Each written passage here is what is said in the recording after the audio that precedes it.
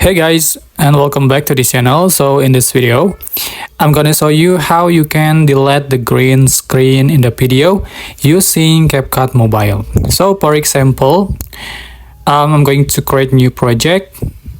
So select the green screen video you have and select other video from for background. For example, I'm going to select from library. Okay, select this one. And then select other video. Going to select this one. Okay, click add. So for the green screen video, just click and make it as an overlay. So looking for overlay option, just click overlay. Okay, so delete the green screen. So how to delete? It's so super simple.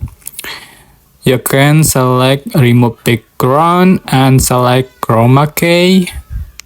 Select color picker, okay, which is select the green screen and adjust for the intensity and shadow until you get perfect. Okay, just click check mark. So this is the final result. Okay, that's it.